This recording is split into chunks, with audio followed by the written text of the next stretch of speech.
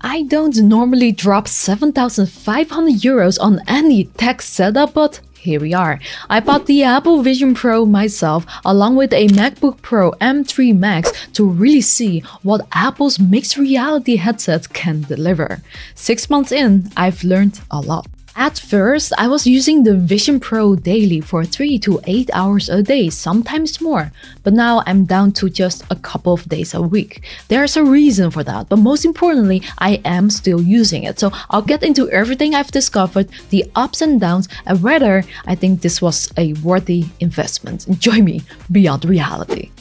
So the software ecosystem on the Vision Pro has definitely grown since launch, though it's been a gradual process. When I first got it, there were limited apps and experiences, and while more have been added, the pace is still slow, especially for games.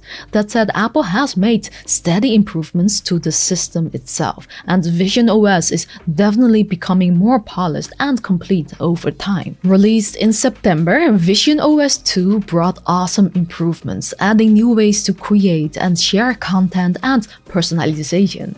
For example, we can now create spatial photos from 2D images and use SharePlay to share those photos with other Vision Pro users. And it's kind of a magical experience. The persona feature also got a major improvement. Previously, it was a 3D avatar stuck in a 2D frame, which felt a bit awkward, but now the avatar is fully out of the frame, making it feel much more lifelike. With the updates to skin tone accuracy and smoother hand movements, it still has a bit of that ghostly look, but it's definitely more realistic. There's a smoother way to access menus with new finger gestures, and you can finally customize the home view by rearranging apps. Plus, guest profiles now save a guest's eye and hand data so they don't need to go through the setup process each time. It's a small change, but it makes sharing the headset so much easier, something I actually pointed out in my initial review. Now, if only my guest could also make their own persona and save it, but maybe in the future. While I was making this video, the update I was most excited about, panoramic virtual display, has finally arrived. Now with this feature, you can switch between wide and ultra-wide modes, with Apple even adding a slight curve to the display, which is very nice. Just look at this setup. It's like having two 4K displays side by side, similar to an ultra-wide monitor. Currently, it's available in the visionOS 2.2 developer beta, and it's absolutely amazing. Now, some of these updates might seem like small tweaks, but there are big quality of life improvements that really add up. Like I mentioned in my review, Apple is great at adding these small updates that end up surprisingly useful, things that other MR companies might not even consider at first but will likely adopt. This focus on user experience design is what Apple does best, and it really shows in the Vision Pro. Content, though, has been slower to develop. For MR apps and games, releases are still pretty rare. There are some bigger titles like Game Room, Job and Vacation Simulator there, which are fun, but that's not a lot, so if gaming is your focus, the Vision Pro probably isn't the best fit. Unless you're willing to jump through hoops to stream Steam VR with third-party controllers, but even then, there might be some latency, so it's not the same as playing on a dedicated PC VR headset. Most of my favorite Vision Pro content has been curated experiences like Submerged, a beautifully crafted 180-degree short film made specifically for this headset. The production quality is stunning and it's free, so definitely worth checking out if you have access. Another must try is What If, an amazing Marvel Studios animated story that blends 180-degree visuals with a 360-degree experience. It should still be free, so absolutely worth a watch, but that's mostly it. Overall, I check the App Store maybe once a month, and I don't often feel pulled to try what's new. So what do I use the Vision Pro for most days? Honestly, it's mainly for mirroring my MacBook Pro, which is called Mac Virtual Display. I use it to work comfortably from just about anywhere, whether I'm on the road, in an airplane, or even on European trains. As you may know, I do YouTube full-time, travel a lot, and work from home, and that routine can sometimes feel a bit stale. The Vision Pro has been a great way to change up my work environment and keep things fresh. Next to the Mac Virtual Display, I still use the native apps to multitask for everyday tasks like listening to music or browsing. Basically anything I will put on a second or third monitor, then the native apps work perfectly. But for all the important work, I rely on Mac Virtual Display. This gives me the setup I need for emails, coding, design, trading, or even video editing, where you really need the larger screen.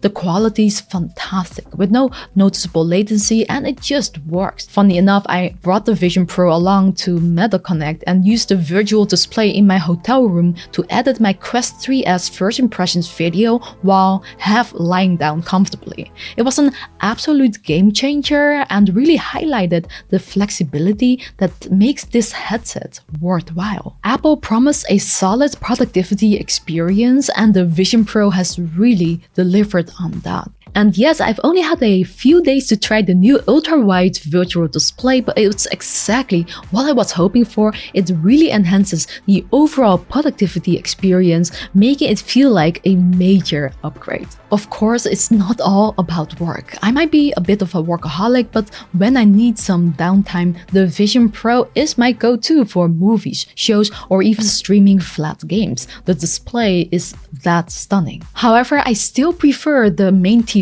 but it's still perfect for those times when my waifu is on her shows. Now about battery life. Simply put, it's short. I get around 1.5 to 2 hours off a full charge, which isn't quite enough for long sessions, so I keep it plugged in most of the time.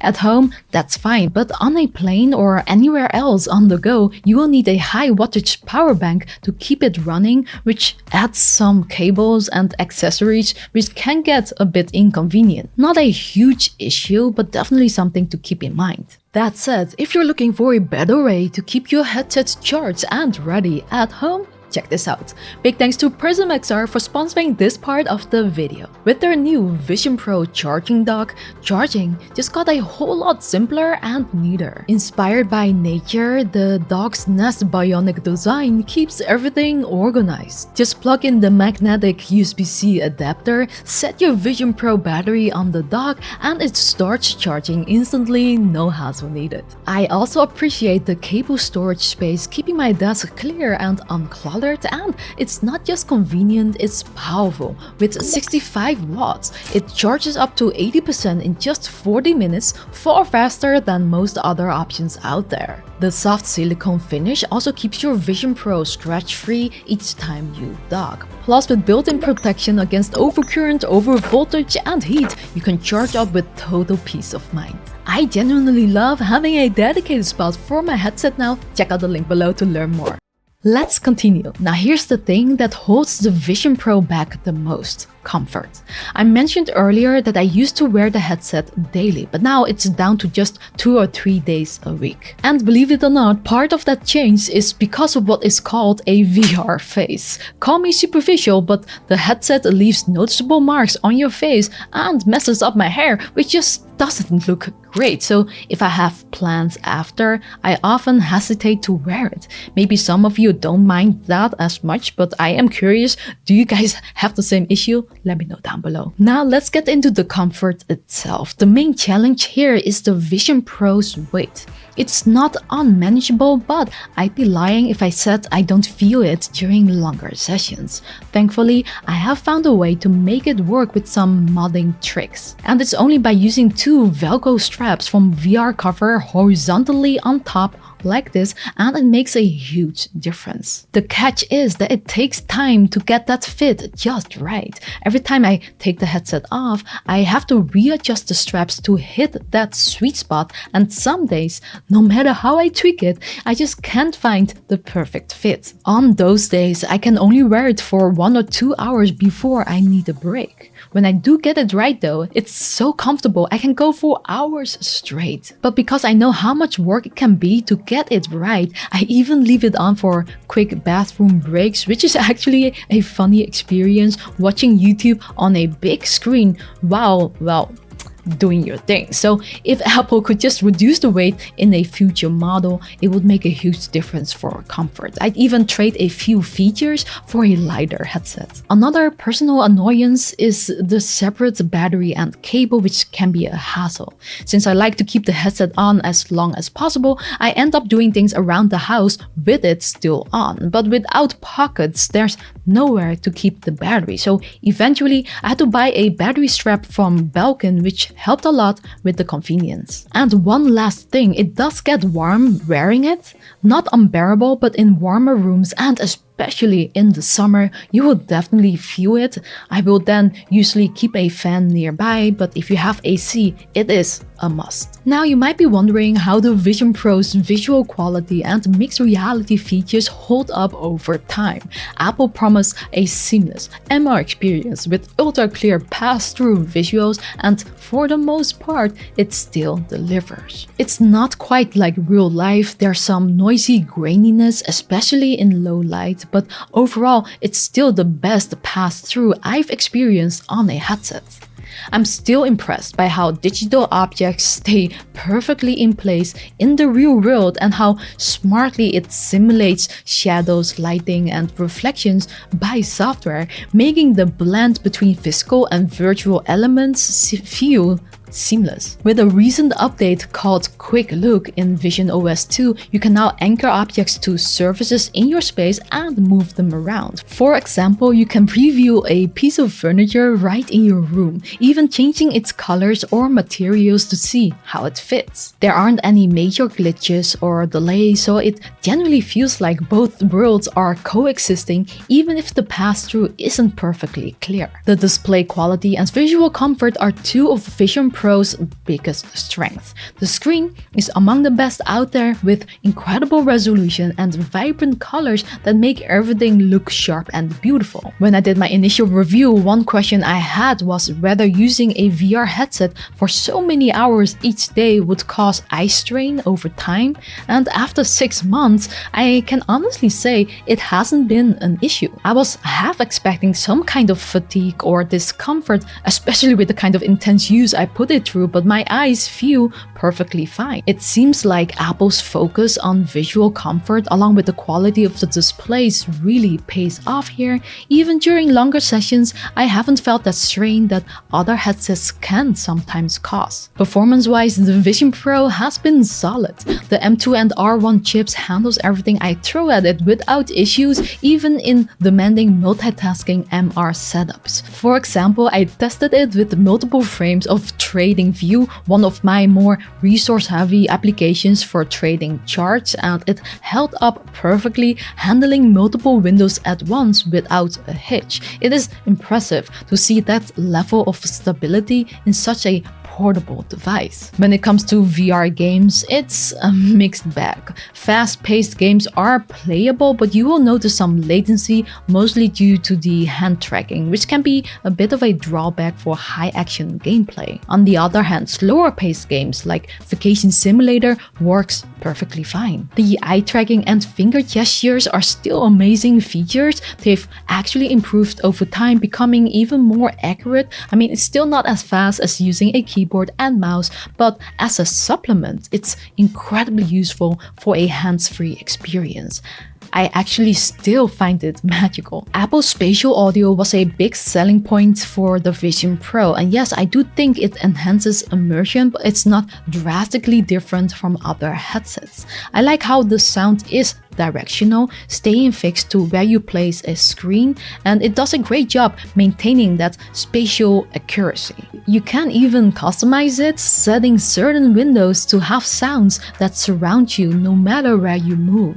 There's a lot of freedom here, and this headset speakers deliver great sound quality, making them my go-to when I'm alone. One downside is the noticeable sound bleed, which makes it less ideal for public spaces if you're trying to avoid disturbing others, so you want to use Bluetooth headphones or earbuds. I love how seamlessly it integrates with the AirPods. Just putting them on is all it takes. The headset detects them automatically and switches over seamlessly. Before we wrap up, here are a few unexpected surprises that I've noticed along the way. First is the eyesight feature, which is a bit polarizing. Eyesight is Apple's way of displaying your eyes on the outside of the headset when someone is in front of you, making it look like you're looking at them directly, even while wearing the Vision Pro. I've mostly shown it to my wife, and she's actually been very receptive to it. It feels it's less isolating since she can still see my eyes when I'm talking to her. At first, she thought it looked strange, but now she's used to it, and it even makes her laugh when I wink at her from behind the headset. When I tried it on a plane, people reacted pretty normally too, no strange looks, which made it feel surprisingly socially inclusive. Another surprise has been the persona feature. I've used it in a few meetings without mentioning it, and many people don't even realize I'm using a digital persona. They just think I look a bit filtered, and most people are actually impressed when they find out. And for me, it's been such a great time because I don't have to dress up each time for every virtual meeting. There's also one more thing to know, pun intended. The Vision Pro really only works best if you're already deep in Apple's ecosystem. And I don't just mean having a MacBook, AirPods, or an iPhone. Even services like Apple Music and Disney Plus are among the few that feel fully integrated here. We still don't have a native YouTube app or Netflix, for example. Sure, you can use the browser as a workaround, but you will miss the small convenient details that native apps provide. If you're hoping to use it with Windows or Android, it's really not the same. Yes, you can stream from those devices with some workarounds, but you will miss out on Vision Pro exclusive features like eye tracking or even a shared clipboard that make it feel seamless. It's a bit limiting having no real support for anything else except for Apple stuff. In case you're wondering, do I regret getting the MacBook specifically for the Vision Pro at such a high cost? But honestly, not at all. I even sold my Windows laptop because the MacBook's compact design and speed make it easy to use anywhere without lugging around heavy gear. I actually use my laptop a lot more now because it's portable enough to bring to bed or take on the go, because it feels almost like a tablet, and that's been worth it. But that's just me. I don't need a laptop for gaming, and I genuinely enjoy working a lot. But that's my 6 months experience with the Apple Vision Pro. Apple's created something genuinely unique here, and the Vision Pro delivers on its promises in many ways. The display quality, mixed reality layering, and productivity features make it a strong tool for both work and relaxation. I've enjoyed using it for everything from creating content on the go to unwinding with movies, but there are some limitations that stand out. First, if you're not already invested in Apple's devices or don't plan to be, the Vision Pro won't feel nearly as magical, at least not for productivity. In terms of comfort, the biggest area for improvement in a future model is the weight. Even a 20 or 30% reduction would, I think, make a huge difference for long sessions. And while visionOS continues to evolve, the Vision Pro still feels like an early developer kit due to the limited third-party apps and games available, especially at this price point. While Apple's regular updates and user-focused design have advanced the visionOS beyond other VR operating systems, limited content holds it back. So as an entertainment device alone, I would not recommend it unless you have expendable cash. Without a broader app library, it's hard to justify the cost for just movies or casual games. Ultimately, the Vision Pro feels like an early adopter experience with exciting potential.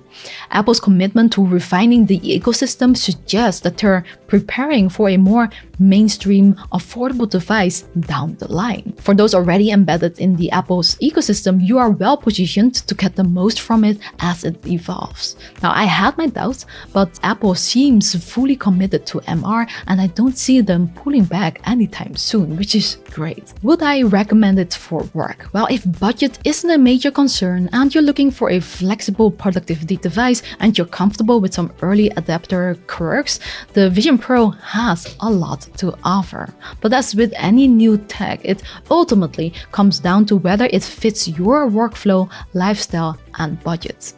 For me, it has. I'd love to hear what you think. Are you still interested in Apple's MR headset? Or if you already have one, what's been your experience? Let's talk in the comments below. I hope you enjoyed this one. Like if you did, subscribe for more, and much love.